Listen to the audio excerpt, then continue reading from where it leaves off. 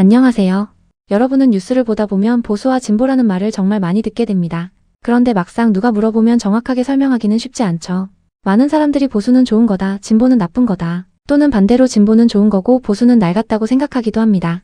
하지만 사실은 그렇지 않습니다. 보수와 진보는 누가 옳고 그르냐의 문제가 아니라 세상을 바라보는 방식이 다른 것입니다. 쉽게 자동차를 예로 들어볼게요. 자동차가 잘 달리고 있다면 보수는 말합니다. 괜히 뜯어고치지 말자. 지금도 잘 달리고 있는데 왜 위험을 감수하지? 반대로 진보는 말합니다. 엔진이 오래됐고 문제가 생기고 있으니 지금이라도 수리하거나 새로 바꾸자. 같은 자동차를 보더라도 바라보는 관점이 다른 것입니다. 즉, 보수는 안정을 먼저 생각하고 진보는 변화를 먼저 생각합니다. 이것이 두 이념의 가장 큰 차이입니다. 그럼 경제에서는 어떻게 다를까요? 이번에는 경제를 살펴보겠습니다.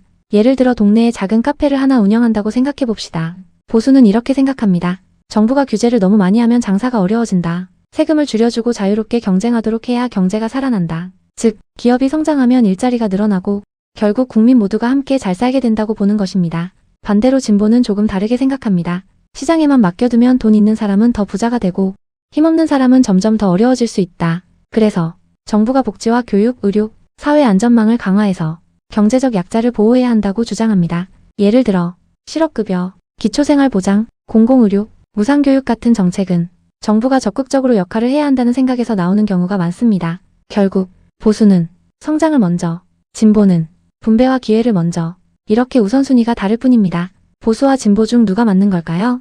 사실 정답은 없습니다. 사회 상황에 따라 필요한 접근이 달라질 수 있기 때문입니다. 경제가 어려울 때는 기업 활동을 늘려 성장을 이끌 자는 보수의 정책이 힘을 받을 수도 있습니다. 반대로 빈부격차가 심해지고 사회 안전망이 부족하다면 복지를 확대하자는 진보의 정책이 더 많은 공감을 얻을 수도 있습니다. 그래서 대부분의 민주주의 국가에서는 보수와 진보가 서로 경쟁하고 견제하고 때로는 서로의 정책을 받아들이면서 균형을 맞춰갑니다. 한쪽만 항상 맞고 한쪽만 항상 틀린 것은 아닙니다. 중요한 것은 어떤 정책이 지금 우리 사회에 가장 도움이 되는지를 판단하는 것입니다.